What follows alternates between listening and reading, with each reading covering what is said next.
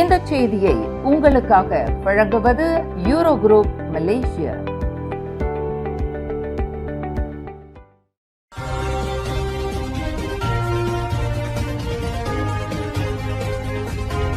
வணக்கம். திசைகளின் 5 மணி செய்திகள். தமிழகத்தில் தளபதி ஆட்சி, காங்கிரசுடன் ரகசிய பேச்சுவார்த்தை, கவர்னருக்கு பறந்தது கடிதம். தமிழகத்தில் ஆட்சி அமைக்க 118 இடங்கள் தேவை என்ற நிலையில் விஜயின் தாவேகாவிற்கு இன்னும் 10 இடங்களே குறைவாக உள்ளன. இந்த சூழலில் 5 இடங்களில் வெற்றி பெற்றுள்ள காங்கிரஸ் மற்றும் பிற சிறு கட்சிகளின் ஆதரவை பெற விஜய் தீவிர முயற்சியில் இறங்கியுள்ளார். திமுக கூட்டணியில் இருந்து வெளியேறி தாவேகா அரசுக்கு ஆதரவளிக்க காங்கிரஸ் முன் வரலாம் என எதிர்பார்க்கப்படுகிறது. அமைச்சரவையில் இடமா அல்லது வெளி ஆதரவா என்பது குறித்த ரகசிய பேச்சுவார்த்தை தீவிரமடைந்துள்ளன.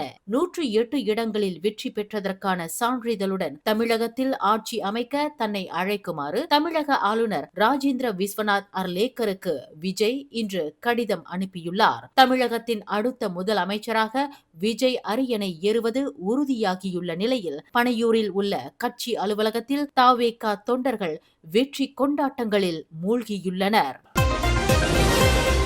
SPM தேர்வில் 10A பெற்ற மாணவர்களுக்கு மெட்ரிகுலேஷன் இடங்களை வழங்குவதில் அரசாங்கம் வாக்குறுதியை மீறிவிட்டதாக மாசிசா தலைவர் விகாசியோங் கூறிய குற்றச்சாட்டை கல்வி துணை அமைச்சர் வோங்காவோ மறுத்துள்ளார். இக்குற்றச்சாட்டு அடிப்படையற்றது மற்றும் அவதூறானது என்று அவர் வர்ணித்துள்ளார். விகாசியோங் குறிப்பிட்ட 11 மாணவர்களும் ஏற்கனவே மெட்ரிகுலேஷன் இடங்களை பெற்றுவிட்டதை அமைச்சின் சரிபார்ப்பு உறுதி செய்துள்ளதாக வோங் தெரிவித்தார். அவர்களில் ஒருவர் கடந்த ஏப்ரல் 27ஆம் தேதியும் மீதமுள்ள 10 பேர் ஏப்ரல் 29ஆம் தேதியும் தங்களின் சேர்க்கை அறிவிப்பு கடிதத்தை பெற்றுள்ளனர். முடிவுகளை மறுபரிசீலனை செய்த பிறகு 10A பெற்ற மாணவர்களின் தரவுகள் இறுதியாவதில் ஏற்பட்ட கால தாமதமே இந்த குழப்பத்திற்கு காரணம் என்று ஓங்காவோ விளக்கமளித்தார். 10A பெற்ற மாணவர்களுக்கு தானியங்கி முறையில் இடங்கள் வழங்கப்படும் என்ற கொள்கை உறுதியாக பின்பற்றப்படுவதாக அவர் மீண்டும் வலியுறுத்தினார். மலாக்கா, ஜோஹோர் மற்றும் நெகிரி சம்பிலான் ஆகிய மாநிலங்களில் எப்போது தேர்தல் நடந்தாலும் அதனை சந்திக்க பரிசான் நேஷனல் தயாராக இருப்பதாக அதன் தலைவர் டத்துஸ்ரீ அஹமத் ஜைட் அமிடி தெரிவித்துள்ளார். நெகிரி சம்பிலானில் ஆட்சி மாற்றம் குறித்த யூகங்கள் நிலவி வரும் சூழலில் அங்குள்ள 14 அம்னோ சட்டமன்ற உறுப்பினர்களும் தொடர்ந்து ஒற்றுமை அரசாங்கத்திலேயே நீடிப்பார்கள் என்று அவர் உறுதிபட கூறினார். எதிர்க்கட்சியாக மாறும் எண்ணம் அம்னோவிற்கு இல்லை என்றும் தற்போதைய மந்திரி பசா அமினுடின் ஹருனை மாற்றும் திட்டம் ஏதும் இல்லை என்றும் அவர் தெளிவுபடுத்தினார். வேட்பாளர்களை அடையாளம் காண இது இன்னும் ஆரம்ப கட்டமே என்றும் ஜஹீத் குறிப்பிட்டார்.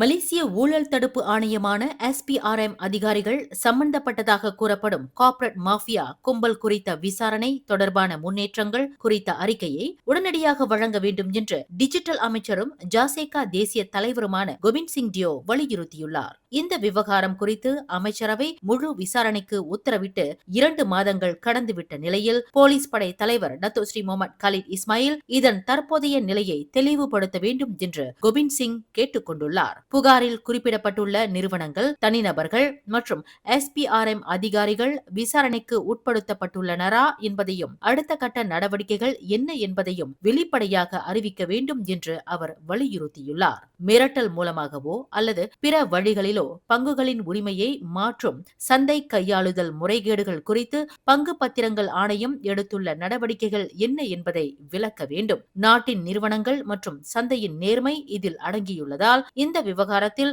சம்பந்தப்பட்ட எவரையும் விட்டு வைக்காமல் சட்டப்படி முழுமையான விசாரணை நடத்தப்பட வேண்டும் என்று கோவிந்த் சிங் இன்று வெளியிட்ட ஓர் அறிக்கையில் வலியுறுத்தினார்.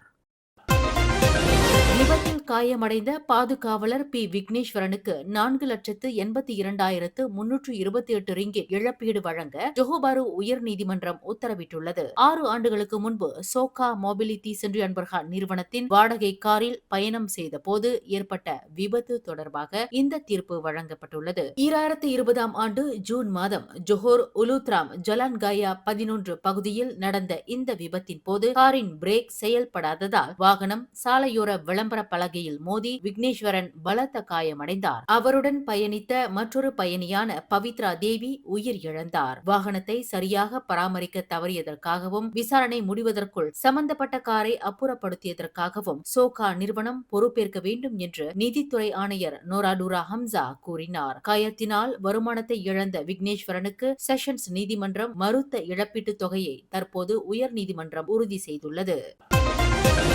இப்போ தமான் தேச அமான் பகுதியில் உள்ள வீடு ஒன்றில் 70 வயது மதிக்கத்தக்க மூதாட்டி ஒருவர் வெட்டி கொலை செய்யப்பட்ட நிலையில் பிணமாக மீட்கப்பட்டுள்ளார். இப்போ மாவட்ட போலீஸ் தலைவர் உதவி கமிஷனர் முகமது நஜீப் அம்சா கூறுகையில், இந்த கொலை சம்பவம் குறித்து நேற்று இரவு 10 மணியளவில் போலீசாருக்கு தகவல் கிடைத்தது. உயிர் இழந்த மூதாட்டியின் உடல் தலை மற்றும் கழுத்து பகுதியில் பலத்த வெட்டுக்காயங்களுடன் காணப்பட்டதாக அவர் குறிப்பிட்டார். சம்பவ இடத்தில் இருந்து கொலைக்கு பயன்படுத்தப்பட்டதாக கருதப்படும் ஒரு அரிவாள் மீட்கப்பட்டுள்ளது. இக்கொலை தொடர்பாக 52 வயதுடைய அண்டை வீட்டுக்காரர் ஒருவரை போலீசார் கைது செய்துள்ளனர். கைது செய்யப்பட்ட நபர் கடந்த பிப்ரவரி மாதம் உலுகிந்தா மனநல மருத்துவமனையில் சிகிச்சை பெற்றவர் என்பது முதற்கட்ட விசாரணையில் தெரியவந்துள்ளது. இந்த சம்பவம் குறித்து தகவல் தெரிந்த பொதுமக்கள் ஈப்போ மாவட்ட போலீஸ் தலைமையகத்தை தொடர்பு கொண்டு விசாரணைக்கு உதவுமாறு முகமது நஜீப் கேட்டுக் கொண்டுள்ளார்.